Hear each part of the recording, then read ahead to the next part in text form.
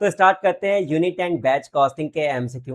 क्या बोल रहा है, different business in order to determine the cost of their product and services offering follows. मतलब कि अगर आपके पास डिफरेंट डिफरेंट टाइप के बिजनेसेस हैं तो उसके कॉस्ट ऑफ प्रोडक्ट, क्या कॉस्ट ऑफ देयर प्रोडक्ट कैसे निकालोगे सर? डिफरेंट मेथड यूज करेंगे। क्या? Different method of costing use करेंगे। जिस टाइप का जो बिजनेस होगा हम उसके अकॉर्डिंगली सर क्या है मेथड यूज करेंगे। सर यूनिफॉर्म कॉस्टिंग क्यों यूज करेंगे? यूनिफॉर्म कॉस्टिंग का क्या मतलब होता है कि एक टाइप का कॉस्टिंग मेथड सर हम बार बार यूनिफॉर्मली यूज कर रहे हैं। यहाँ पे क्या बोला था, डिफरेंट टाइप के बिजनेस है, डिफरेंट टाइप के बिजनेस है, ऑब्वियसली डिफरेंट मेथड यूज होगा।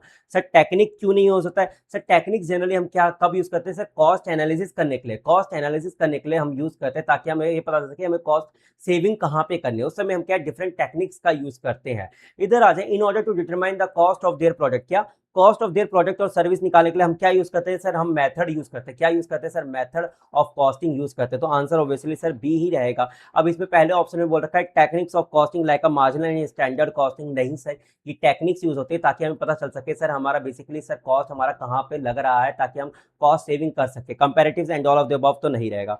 Cost unit costing is applicable where. Unit costing sir कब एप्लीकेबल होती है? सब क्या होता है सर, लार्ज स्केल पे सर क्या है आप सिमिलर होमोजीनियस प्रोडक्ट बना रहे हो। मैंने क्या बोला सर? लार्ज स्केल पे सर जब क्या है होमोजीनियस प्रोडक्ट बना रहे होते हैं, होमोजीनियस प्रोडक्ट बना रहे होते हैं तो उस समय सर क्या होता है यूनिट कॉस्टिंग का सर हम इस्तेमाल करते हैं। एक specific type of unit costing का इस्तेमाल करते हैं और सेम यूनिट पे सर क्या है हम होमोजीनियस सिमिलर प्रोडक्ट हम लार्ज स्केल पे बनाते हैं। तो ऑब्वियसली सर सी रहेगा। यहाँ पे बी में डिसिमिलर आर्टिकल और कहते हैं मतलब डिफरेंट टाइप ऑफ आर्टिकल नहीं सर, यूनिक। यूनिक मतलब कि एक स्पेसिफिक टाइप का यूनिक टाइप के आप आर्टिकल बना रहे हो, मतलब सारे आर्टिकल डिफरेंट है तो बिल्कुल नहीं रहेगा।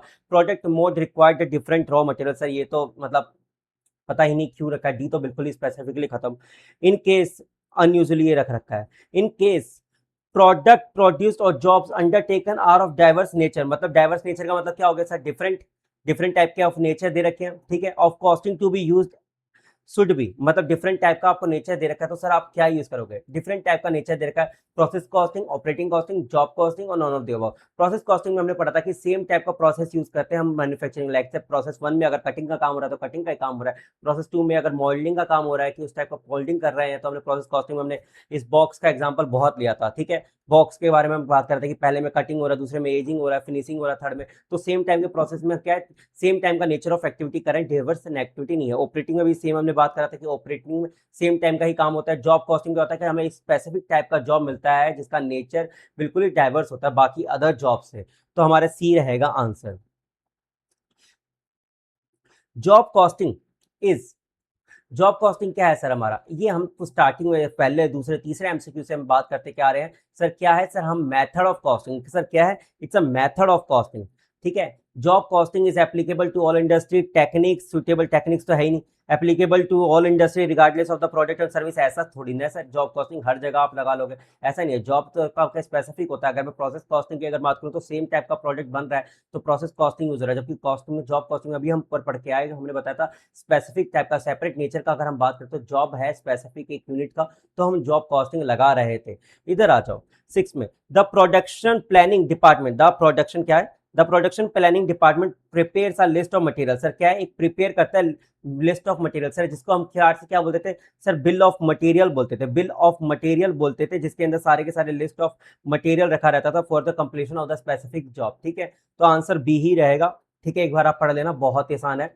Batch costing is a type of, sir batch costing is a type of process costing. नहीं सर, प्रोसेस कॉस्टिंग में बेसिकली क्या होता है कि सर हमारा क्या है, एक मैन्युफैक्चरिंग सेगमेंट में डिफरेंट डिफरेंट टाइप के प्रोसेस होते हैं जहां पे सर वो उसका स्पेसिफिक टाइप का काम हो रहा होता है, वर्क हो रहा होता है। बैच कॉस्टिंग में क्या हो रहा है, जैसे कि एक बैच है जिसमें 100 यूनिट है, वो एक 100 यूनिट का सर आप क्या है एक बैच बना लेते हो जो आप प्रोड्यूस कर रहे होते हो, और इसी को क्या बोलते हैं? Batch costing. जब आप एक स्पेसिफिक बैच की कॉस्टिंग निकाल रहे होते हो, ये सर आप ये बोल सकते हैं एक तरह का जॉब कॉस्टिंग का क्या है, टाइप है।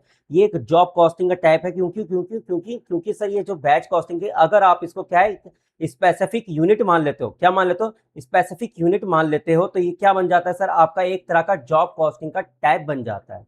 एक जॉब कॉस्टिंग का टाइप बन जाता है, ठीक है। डिफरेंट कॉस्टिंग, डायरेक्ट कॉस्टिंग नहीं sir. Batch costing is similar to that under the job costing except, except का मतलब क्या है? छोड़कर। With the different that job becomes a cost unit. अगर जॉब अगर एक कॉस्ट यूनिट बन जाता है, अभी हम बात करके आ चुके हैं, हम उसको क्या है बैच कॉस्टिंग का नाम दे देते हैं। Batch becomes the cost unit instead of a job. Batch जब बिकम्स अ कॉस्ट यूनिट, मतलब ये स्पेसिफिक जो यूनिट है ना, वो हमारा क्या है, कॉस्ट यूनिट बन गया है, ठीक है।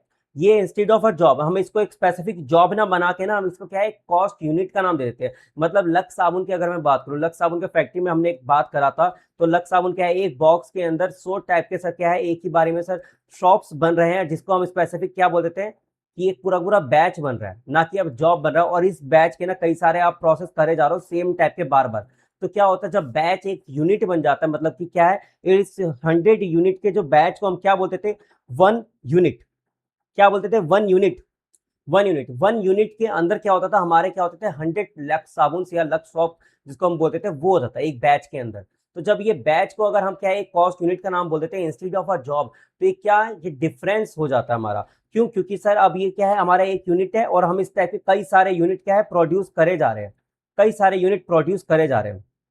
और अगर मैं एक सिंपल वर्ड में एक लाइन में अगर इसको खत्म करना हो तो हम ये बोल सकते हैं जॉब की कॉस्टिंग में सर क्या होता है एक टाइप का प्रोडक्ट है, जबकि बैच में क्या होता है कि हमारे नंबर ऑफ जॉब्स होते हैं। ठीक है, सेम टाइम पे आगे बढ़ते हैं। The main point of distinction between the job and contract costing.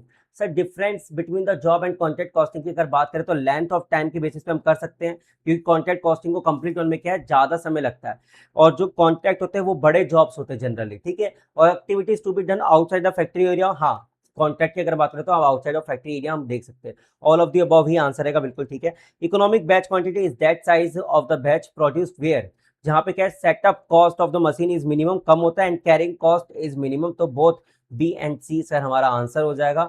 और आपको मैं बता दूं सर हमारे आईसीआई के क्वेश्चन आंसर की one shot revision already sir uploaded है यूट्यूब पे, एक बार सर आप वो जाके देखो, तो उसके बाद ही एमसीक्यू पे आना तो ज्यादा बेनिफिट देगा आपको।